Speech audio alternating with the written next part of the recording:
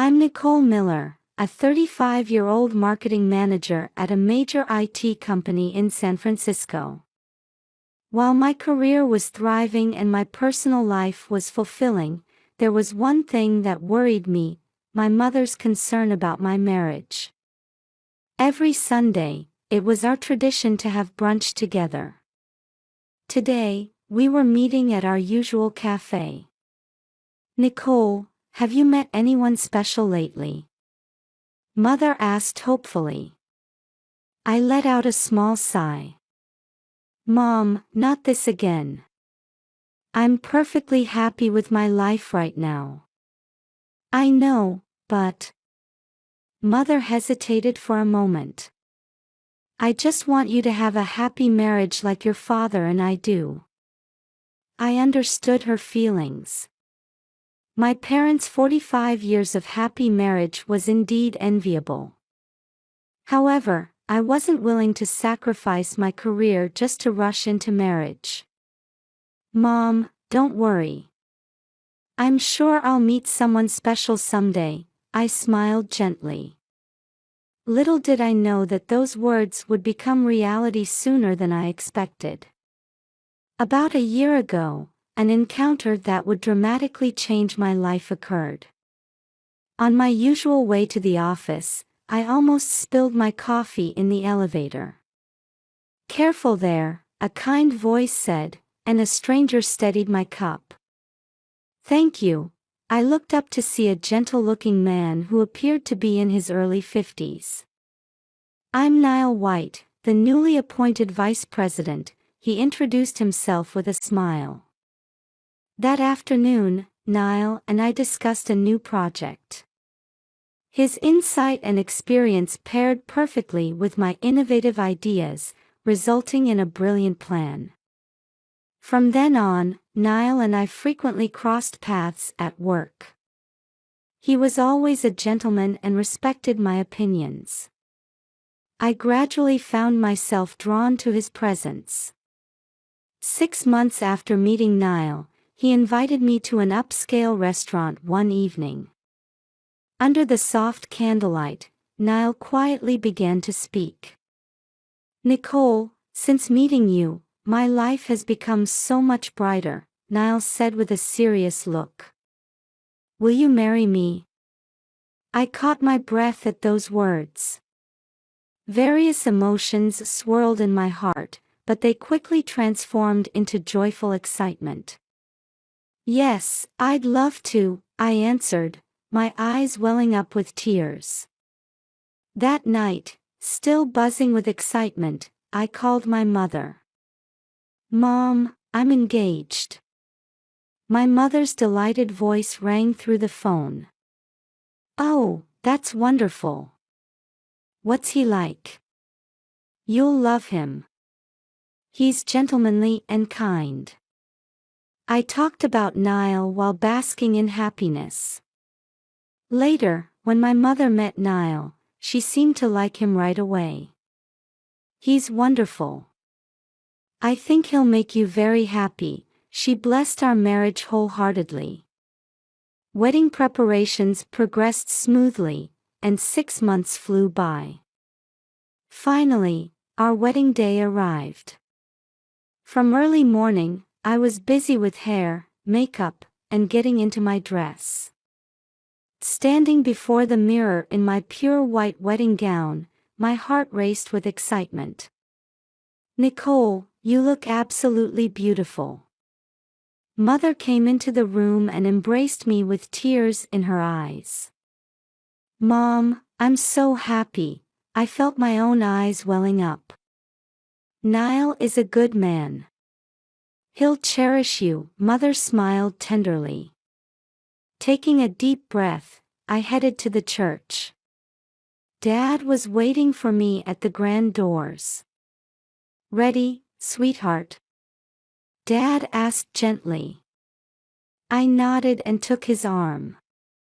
As the doors opened, the pipe organ's melody filled the air. Walking down the aisle, I could feel the warm gazes of our guests. And there at the altar stood Niall. Standing before the priest with Niall, we were about to exchange our vows. The priest began the ceremony quietly. Now, for the exchange of vows. The priest's voice echoed through the church. Niall took my hand and smiled gently. In that moment, I was certain, with this man, I could overcome any obstacle. We could build a happy home together. But just as Niall began to speak his vows, I, Niall White, take Nicole Miller to be my wife. Suddenly, the priest cleared his throat. A brief silence fell, and while I found it odd, I tried to focus on Niall's words. But at that moment, the priest leaned closer to me. Stop this wedding. The priest's whisper hit me like a bolt of lightning. What? I almost let out a gasp but quickly covered my mouth. The priest's expression was dead serious. This was no joke. When you learn your husband's secret, you'll regret this. The priest's words cast a cold shadow over my heart. What was he saying? Niall's secret. My mind went blank with confusion. Though shaken by the priest's words, I tried to maintain my composure, feeling the eyes of everyone around us. Nicole? Are you all right? I heard Niall's voice. Yes, I'm fine. I tried to smile, but my facial muscles wouldn't cooperate. As you embark on this journey, remember, to thine own self be true. The priest's words rang like a Shakespearean warning. Be true to yourself. But right now, I didn't know what was right. Though my mind was in turmoil, I couldn't stop the ceremony with all these people watching. Taking a deep breath, I made my decision. The ceremony must go on. I, Nicole Miller. As I spoke my vows with a trembling voice, my heart was in absolute turmoil. Was this the right choice, or? The answer remained unclear. Somehow, we completed the ceremony, and Niall and I walked down the aisle amid applause. Though I tried to maintain my smile, anxiety churned inside me. Before heading to the reception, I felt I needed a moment to myself. I need to rest in the preparation room for a bit, I told Niall and headed there alone. In the hallway, the priest suddenly appeared. Nicole, go to the preparation room. Everything you need to know is there. Sensing the urgency in the priest's tone, I found myself nodding unconsciously. I hesitated for a moment at the door, but knowing I needed the truth, I opened it. Inside, nothing seemed out of place at first glance. However, a notebook on the table caught my eye.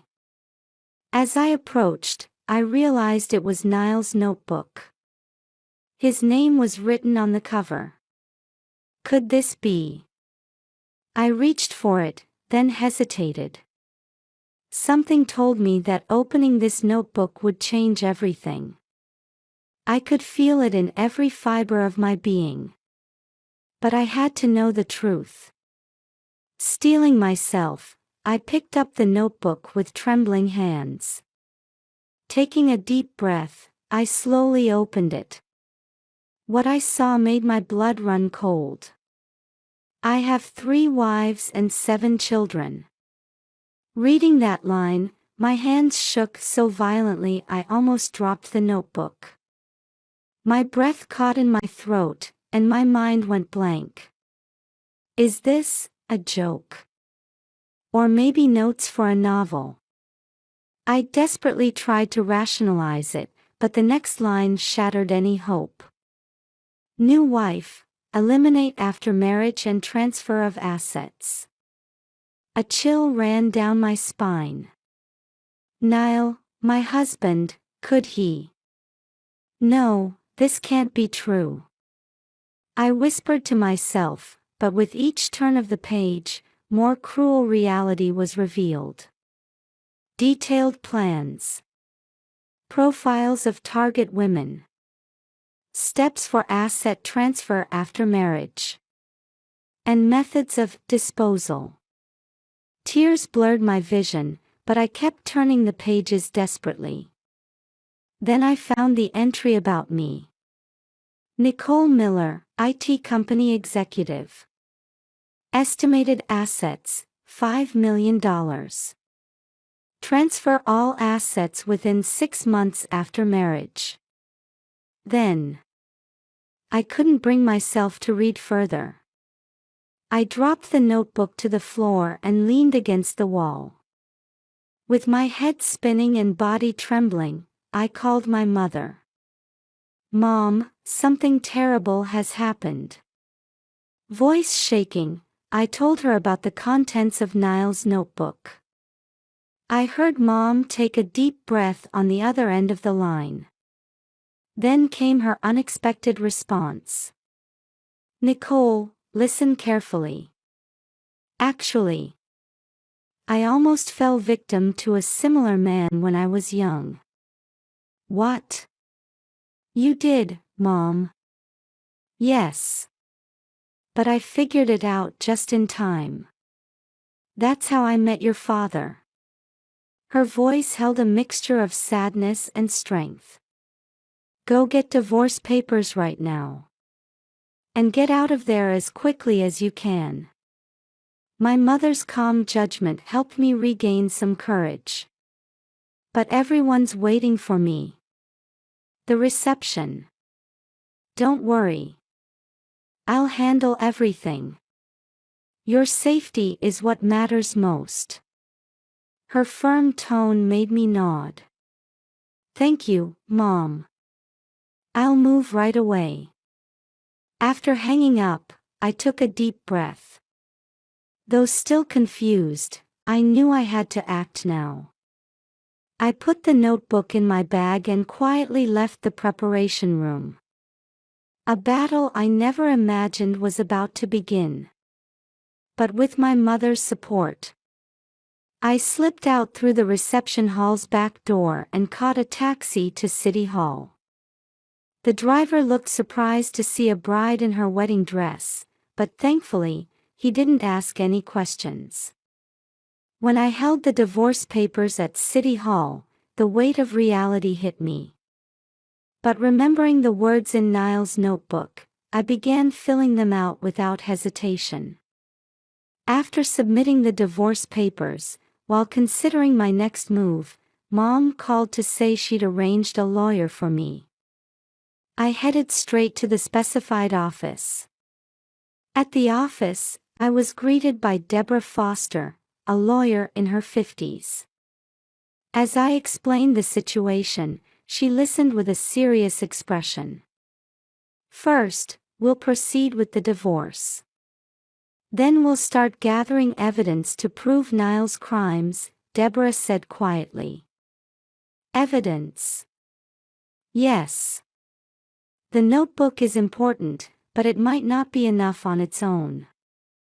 We'll need records of Niall's past actions, money trails, testimony from other victims, everything we can get. Her words made me feel faint, but Deborah's assurance that, "You're not alone," gave me a bit of courage. We began planning how to gather evidence for the battle ahead. Following Deborah's advice, I started investigating Niall's past. After days of searching the internet and public records, we couldn't find any decisive information. Niall had skillfully erased his tracks. Then one day, I received a call from Deborah. Nicole, we've got important information. I've found one of Niall's former wives. My heart leaped at those words. Really? Yes. Her name is Dakota Burton. I'm sending you her address now. But I could hear hesitation in Deborah's voice. But what? She might be reluctant to talk about Niall. Her trauma seems deep. Those words made me falter for a moment, but I couldn't give up now. The next day, I visited Dakota's house. The door was opened by a worn-looking woman in her 40s. Though Dakota was cautious at first, her expression changed as she listened to my story. "I'm a victim too. We need your help to save others," I pleaded, and after a long silence, Dakota promised to help. Listening to Dakota's testimony, I realized how lucky I had been. I also became more aware of the severity of Niall's crimes. A few days after meeting Dakota, we were sharing our findings at Deborah's office. "Dakota's testimony is a big step forward," Deborah said while reviewing the documents. "But we need more. We need more evidence to prove Niall's organized crimes." I sighed deeply. But how? Just then, there was a knock at the door, and my mother entered. "Sorry I'm late," Mom was slightly out of breath. "I have important information." Mom shared information she'd obtained from an old acquaintance who worked at a bank. They had found several suspicious overseas accounts in Niall's name. This new information energized us. "Nicole, I'll support you in every way I can," Mom squeezed my hand. Deborah suggested, "Let's try to contact more of Niall's former wives. Their testimonies will make our case stronger." I steeled my resolve. "I understand. I'll talk to them myself. As someone who's been through the same experience, I should be able to understand their feelings." Feeling the support of my mother and Deborah, I prepared to take the next step in exposing Niall's crimes. When Deborah judged we had gathered enough evidence, she suggested contacting the police. Nervously, we went to the police station. We were assigned to Detective Robert Thompson, a man in his mid-50s. In Detective Thompson's office, we presented all the evidence we had gathered: copies of Niall's notebook, records of overseas accounts, and victims' testimonies. Detective Thompson silently reviewed the materials. His expression revealed nothing. "Did you get these testimonies directly?" he asked sharply. "Yes, I did." "That was dangerous," he frowned. "If the suspect had noticed, your life could have been in danger." I felt a chill run down my spine at his words. Detective Thompson sighed deeply and said, "This evidence alone might not be enough for an immediate arrest warrant. But it's sufficient reason to begin an investigation." Feeling a small hope, we waited for the police to make their move. A week passed after submitting evidence to the police. During this time, I spent uneasy days. I frequently contacted Deborah to check for progress, but there were no major developments. One night, returning home late from work, I found an envelope in my mailbox. There was no sender's name. Opening it with apprehension, I found a single piece of paper. Written in Niall's handwriting was, "If you expose my secret, I'll harm your family." In that moment, I felt the blood drain from my face. Niall knew about my actions. And now, he was threatening me. With trembling hands, I called my mother. "Mom, are you okay? Has anything strange happened?" "Huh? Nothing. What's wrong, Nicole? Your voice is shaking." Hearing my mother's voice gave me some relief, but my anxiety didn't subside. "Could you come over? I'll explain everything." After receiving Niall's threat, my heart was in turmoil. Thinking about my family's safety made me anxious about continuing the investigation. When I consulted Deborah, she chose her words carefully. "Nicole, I understand how you feel. But if we give in to Niall's threats, we're playing right into his hands." Though I understood this logically, my heart couldn't keep up. "I need some time." I decided to temporarily suspend the investigation. Each day, I lived with guilt and conflict. I couldn't concentrate on work, and sleepless nights continued. One day, sitting on a park bench listening to the rustling leaves, I thought deeply. All our efforts, the evidence we'd gathered, meeting the victims. I couldn't let it all be for nothing. But I also had to protect my family. Various voices clashed in my head. Fight for justice, family comes first, think about the other victims, but what if something really happens? I still couldn't find a way out of this conflict. A few days after suspending the investigation, I had an unexpected visitor. When I opened the door, there stood the priest from the wedding. "I need to talk to you," the priest said quietly. After I showed him to the living room, he took a deep breath before speaking. "Actually, I have a connection to Niall." I caught my breath at his words. "I am the brother of Niall's first wife." Stunned, I couldn't speak. The priest continued slowly. 20 years ago, my sister married Niall. But deep sorrow crossed his face. When my sister discovered Niall's true nature, she couldn't bear it and the priest's voice trailed off. In that moment, all the pieces fell into place. The warning at the wedding, everything that had happened. "That's why I wanted to save you. I didn't want you to become Niall's victim like my sister." The priest's confession changed something inside me. I realized this wasn't just a personal matter. It was a fight for greater justice. I was speechless after hearing the priest's story. He continued speaking. "My sister's name was Charlotte. When she met Niall, she felt like she was living a dream. But within 6 months of marriage, Niall's true nature began to show."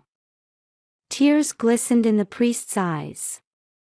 Charlotte lost all her assets, and her spirit and body were broken. Then one day, he choked on his words, took a deep breath, and continued. "She took her own life. I was certain it was Niall's doing, but without evidence." My chest felt tight. The priest took my hand. "That's why I wanted to save you. I didn't want you to become a victim like my sister. That's why I warned you at the wedding." His voice mixed regret with determination. "Nicole, you have the power to expose the truth. Please don't give up, for my sister and all the other victims." The priest's words sparked a new determination within me. If we didn't stop Niall, more tragedies would follow. My fear and hesitation transformed into strong resolve. That night, returning alone to my apartment, I stood by the window, gazing at the city lights. In my mind, all the events until now played like a film reel. The shocking events at the wedding, discovering Niall's true identity, and meeting various people. Everything had led to this moment. "I can't run away anymore," I whispered to myself. The next morning, I went to Deborah's office. She was already